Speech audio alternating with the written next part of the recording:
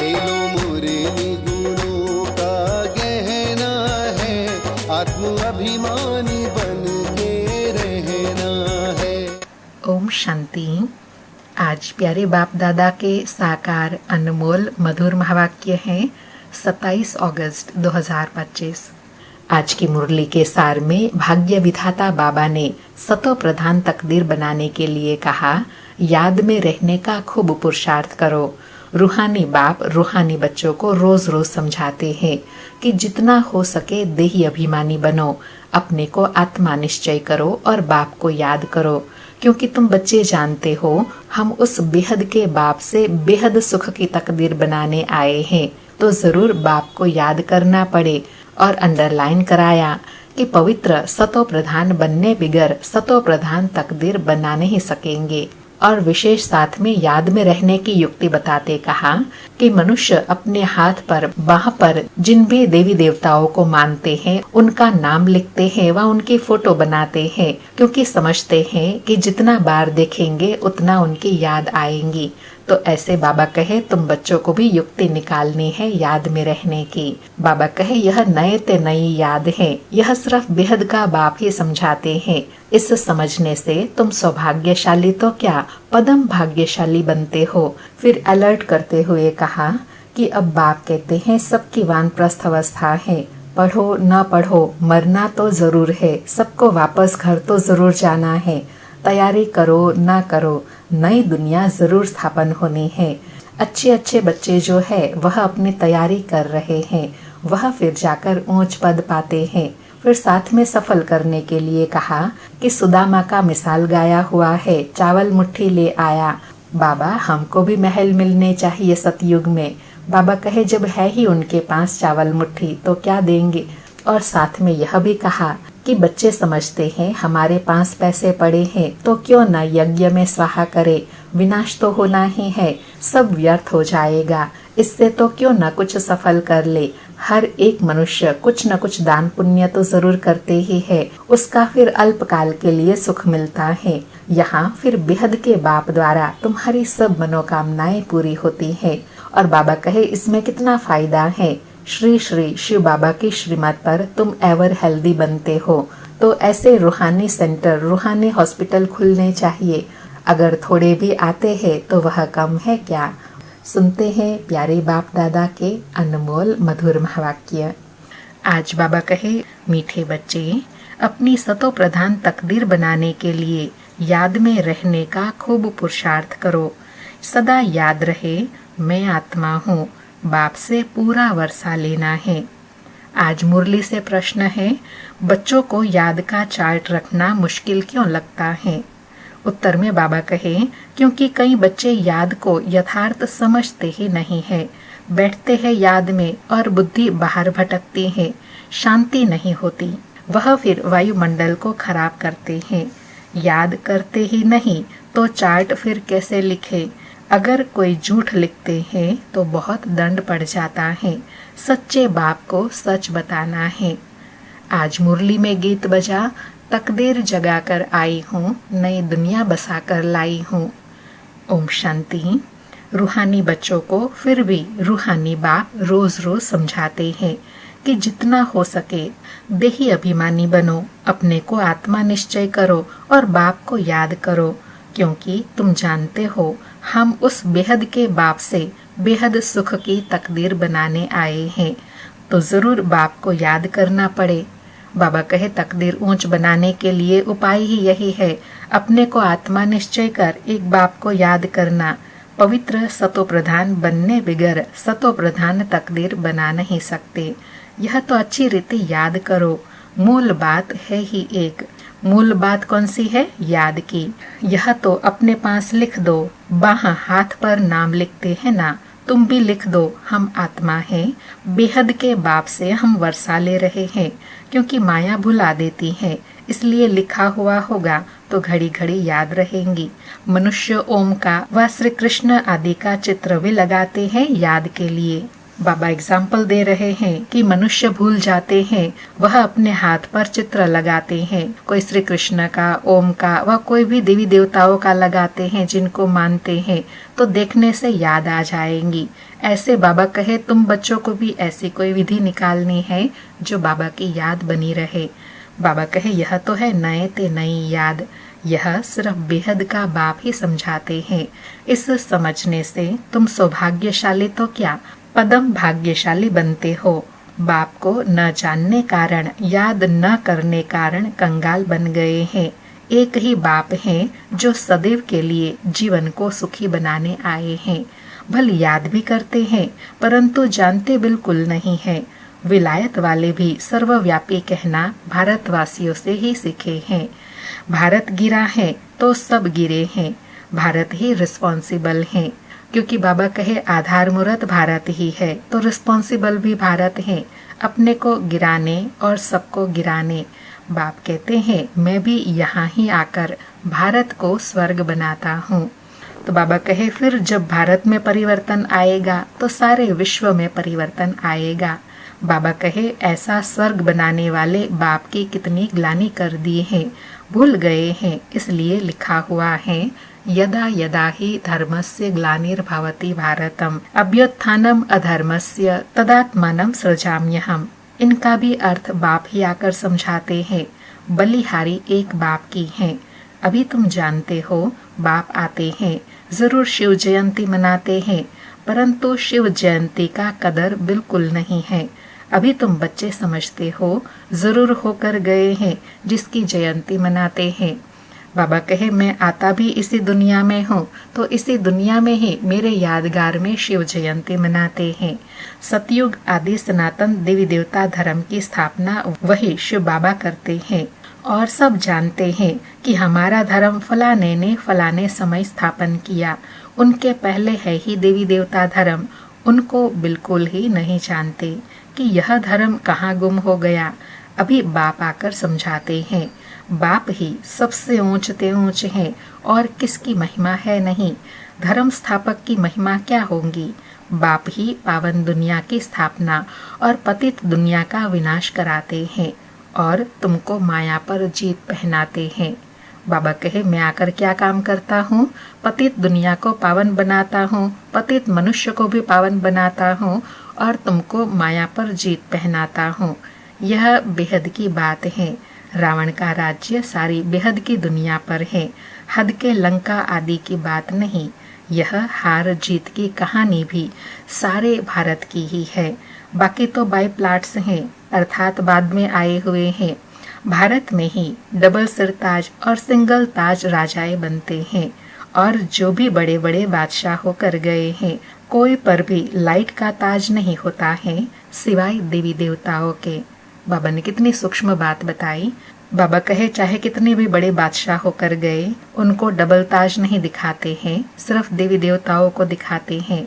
देवताएं तो फिर भी स्वर्ग के मालिक थे ना। अब शिव बाबा को कहा ही जाता है परम पिता पतित पावन। इनको लाइट कहाँ देंगे, क्योंकि वो तो है ही विदेही। और साथ में बाबा कहे मैं तो एवर प्योर हूँ, तो इसलिए लाइट की बात ही नहीं। बाबा कहे लाइट तब दे जब बिगर लाइट वाला पतित भी हो। वह कभी बिगर लाइट वाला होता ही नहीं। बिंदी पर लाइट दे कैसे सकेंगे, हो न सके। दिन प्रतिदिन तुमको बहुत गुह्य गुह्य बातें समझाते रहते हैं, जो जितना बुद्धि में बिठा सके। मुख्य है ही याद की यात्रा। 50-60% भी लिखते हैं, परंतु समझते नहीं है कि याद की यात्रा किसको कहा जाता है। पूछते रहते हैं इस बात को याद कहे, बड़ा मुश्किल है। बाबा कहे याद को ही नहीं समझे हैं तो फिर याद कैसे करेंगे। अब तक भी कई बच्चे पूछते रहते हैं क्या इस विधि को याद कहेंगे। तो बाबा कहे बड़ा मुश्किल है, याद बड़ी सूक्ष्म है। तुम यहाँ बाबा के सामने 10-15 मिनट बैठते हो, उनमें भी जांच करो, याद में अच्छी रीति रहते हैं। बहुत है जो याद में रह नहीं सकते, फिर वह वायुमंडल को खराब कर देते हैं। बहुत है जो याद में न रहने से विघ्न डालते हैं। सारा दिन बुद्धि बाहर भटकती रहती है, सो यहाँ थोड़े ही शांत होंगी, इसलिए याद का चार्ट भी रखते नहीं। बाबा कहे जब याद करते नहीं तो फिर याद का चार्ट भी नहीं रखते। झूठा लिखने से तो और ही दंड पड़े। बहुत बच्चे भूले करते हैं, छिपाते हैं, सच बताते नहीं। बाप कहे और सच न बताए तो कितना दोष हो जाता है। कितना भी बड़ा गंदा काम किया होगा तो भी सच बताने में लज्जा आएंगी। अक्सर करके सब झूठ बताएंगे। झूठी माया, झूठी काया, झूठा सब संसार है ना, एकदम देह अभिमान में आ जाते हैं। सच सुनाना तो अच्छा ही है, और भी सीखेंगे। बाबा कहे चाहे कुछ भी हो, बाबा को तो सच बताना चाहिए, क्योंकि यह भी तो देवी गुणों में आता है ना, और यह देवी गुण हमको देखकर और भी सीखेंगे। यहाँ बाबा के घर में सच बताना है। नॉलेज के साथ साथ याद की यात्रा भी जरूरी है, क्योंकि याद की यात्रा से ही अपना और विश्व का कल्याण होना है। नॉलेज समझाने के लिए बहुत सहज है, याद में ही मेहनत है। बाकी बीज से झाड़ कैसे निकलता है वह तो सबको मालूम रहता है। बुद्धि में 84 का चक्र है। बीज और झाड़ की नॉलेज होंगी ना। बाप तो सत्य है, चैतन्य है, ज्ञान का सागर है, उसमें नॉलेज है समझाने के लिए। यह है बिल्कुल अनकॉमन बात। अर्थात बाबा जो समझाते हैं वह सब नई बात है। यह मनुष्य सृष्टि का झाड़ है, यह भी कोई नहीं जानते।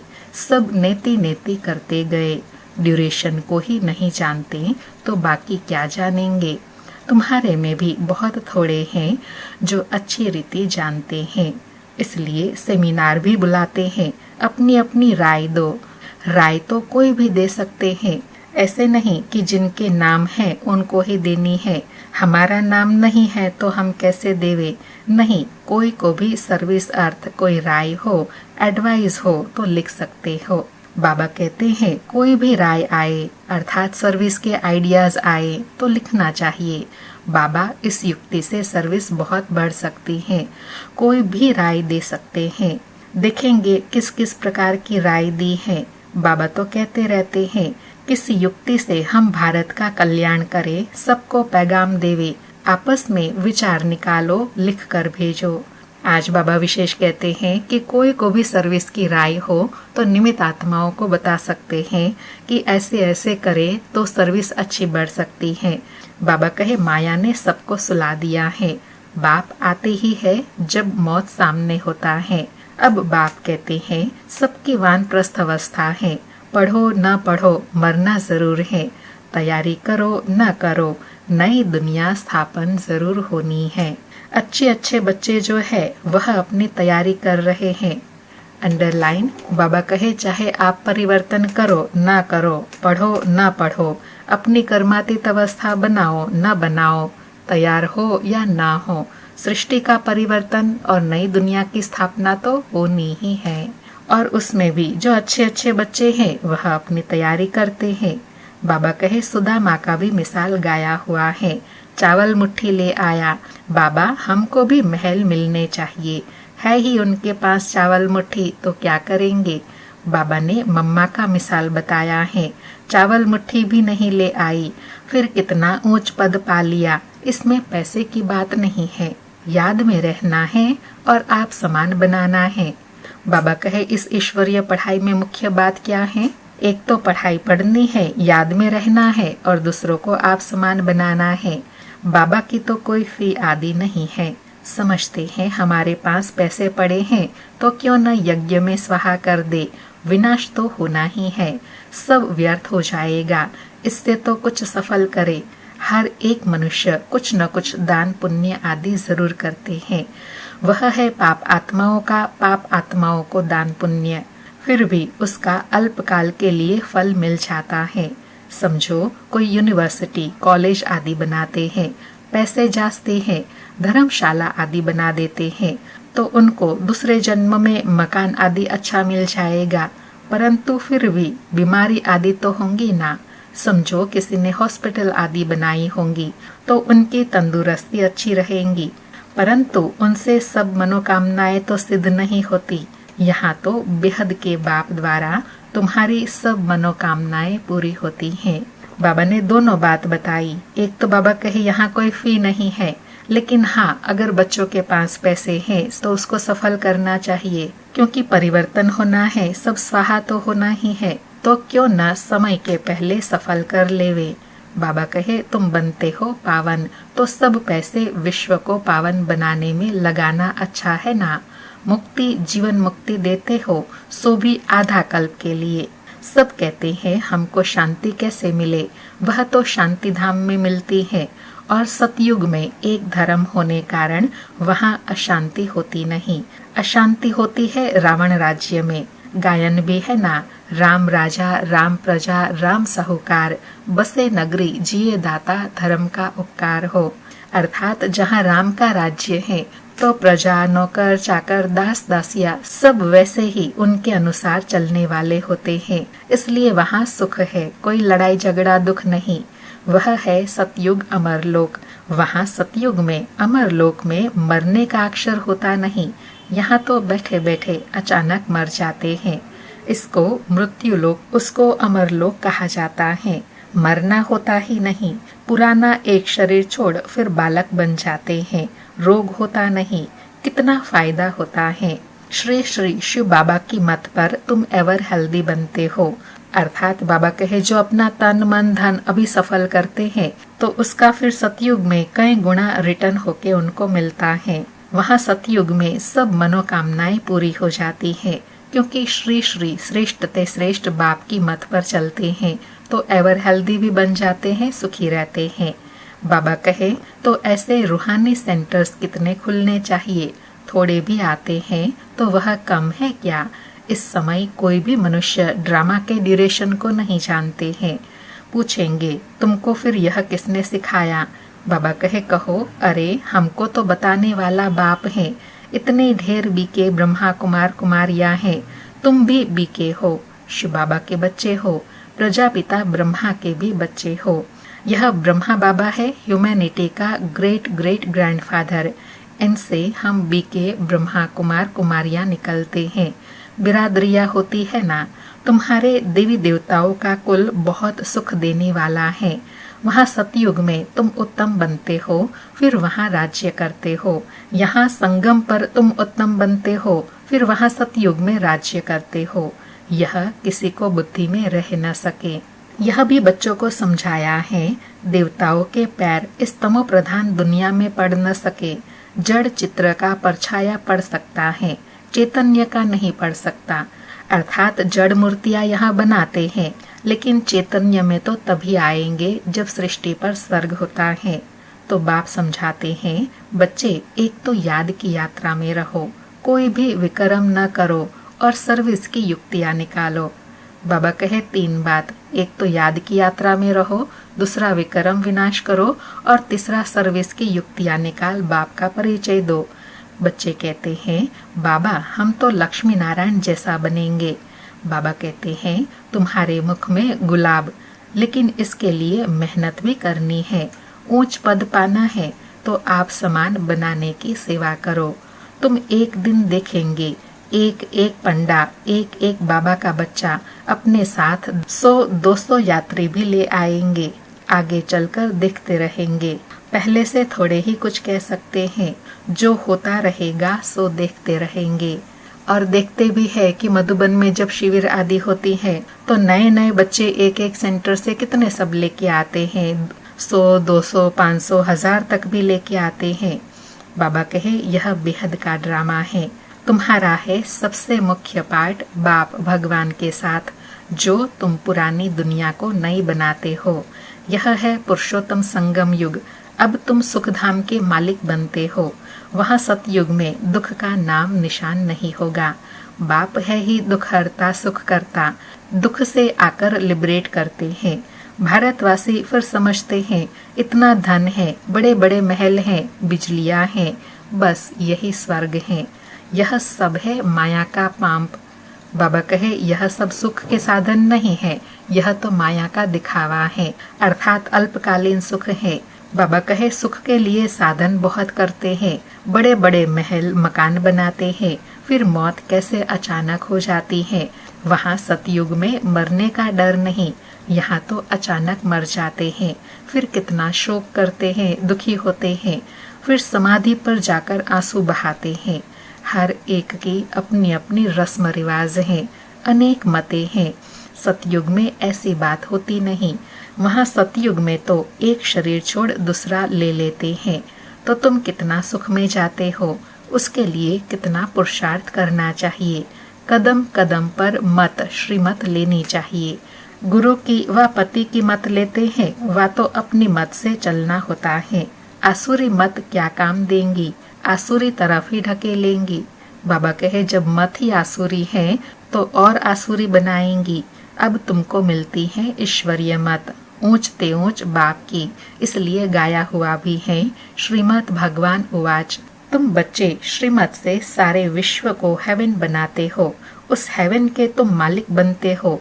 इसलिए तुम्हें हर कदम पर श्रीमत लेना है। परंतु किसी की तकदीर में नहीं है तो फिर मत पर चलते नहीं है। बाबा ने समझाया है कि किसी को भी अपना कुछ अकल हो तो राय दो, अर्थात बुद्धि में कुछ चिंतन चलता है सेवा के लिए, राय हो तो बाप को भेज देवे। बाबा जानते हैं कौन कौन राय देने लायक है। नए नए बच्चे निकलते रहते हैं। बाबा तो जानते हैं ना कौन से अच्छे अच्छे बच्चे हैं। दुकानदारों को भी राय निकालनी चाहिए। ऐसे यत्न करे, अर्थात युक्ति निकाले जो बाप का परिचय मिले। दुकान में भी सबको याद कराते रहो। भारत में जब सतयुग था तो एक धर्म था, अर्थात बाबा कहे दुकानदार भी अपना कार्य व्यवहार संभालते हुए इस प्रकार सेवा कर सकते हैं। इसमें नाराज होने की तो बात ही नहीं। सबका एक बाप है। बाप कहते हैं माम एकम याद करो तो तुम्हारे विक्रम विनाश हो जाए, स्वर्ग के मालिक बन जाए। अच्छा, मीठे मीठे सिकिलधे बच्चों प्रति माता पिता बाप दादा का याद प्यार और गुड मॉर्निंग। रूहानी बाप की रूहानी बच्चों को नमस्ते। हम रूहानी बच्चों की रूहानी माता पिता बाप दादा को याद प्यार गुड मॉर्निंग और नमस्ते नमस्ते। सारी मुरली से धारणा के लिए सार है। पहला पॉइंट, श्रीमत पर चलकर सारे विश्व को स्वर्ग बनाने की सेवा करनी है। बहुतों को आप समान बनाना है। आसुरी मत से अपनी संभाल करनी है। दूसरा पॉइंट, याद की मेहनत से आत्मा को सतो प्रधान बनाना है। सुदामा मिसल जो भी चावल मुट्ठी है वह सब सफल कर अपनी कामनाएं सिद्ध करनी है, अर्थात अपना तन मन धन भगवान की सेवा में लगाते हैं तो सब मनोकामनाएं पूरी होती हैं। आज प्यारे बाबा का वरदान है, एक बाप दूसरा ना कोई, इस दृढ़ संकल्प द्वारा अविनाशी अमर भव। एक बाप दूसरा ना कोई, इस दृढ़ संकल्प द्वारा अविनाशी अमर भव। स्पष्टीकरण है, जो बच्चे यह दृढ़ संकल्प करते हैं कि एक बाप दूसरा ना कोई, उसकी स्थिति स्वतः और सहज एक रस हो जाती है। इसी दृढ़ संकल्प से सर्व संबंधों की अविनाशी तार जुड़ जाती है और उन्हें सदा अविनाशी भव अमर भव का वरदान मिल जाता है। दृढ़ संकल्प करने से पुरुषार्थ में भी विशेष रूप से लिफ्ट मिलती है। जिनके एक बाप से सर्व संबंध हैं, उन्हें सर्व प्राप्तियां स्वतः हो जाती हैं। अर्थात जो एक बाप दूसरा ना कोई इसी स्थिति में सदा स्थित रहते हैं, वह आत्मा सर्व प्राप्तियों से सदा भरपूर रहती है, सर्व वरदानों के अधिकारी बन जाती है। आज का स्लोगन है, सोचना, बोलना और करना तीनों को एक समान बनाओ, तब कहेंगे सर्वोत्तम पुरुषार्थी। सोचना, बोलना और करना तीनों को एक समान बनाओ, तब कहेंगे सर्वोत्तम पुरुषार्थी। आज के अव्यक्त इशारे हैं, सहज योगी बनना है तो परमात्मा प्यार के अनुभवी बनो। बाबा कहे, जिस समय जिस संबंध की आवश्यकता हो उसी संबंध से भगवान को अपना बना लो। दिल से कहो मेरा बाबा, और बाबा कहे मेरे बच्चे। इसी स्नेह के सागर में समा जाओ। यह स्नेह छत्र छाया का काम करता है, इसके अंदर माया आ नहीं सकती। यही सहज योगी बनने का साधन है। कौन सा? कि दिल से कहो मेरा तो एक शिव बाबा दूसरा ना कोई, एक बाप से ही सर्व संबंध। तो बाबा भी फिर दिल से उन बच्चों को अपना बनाते हैं और ऐसे स्नेह की छत्र छाया में रहने से सहज योगी बन जाते हैं। अच्छा, ओम शांति। शुक्रिया बाबा, शुक्रिया।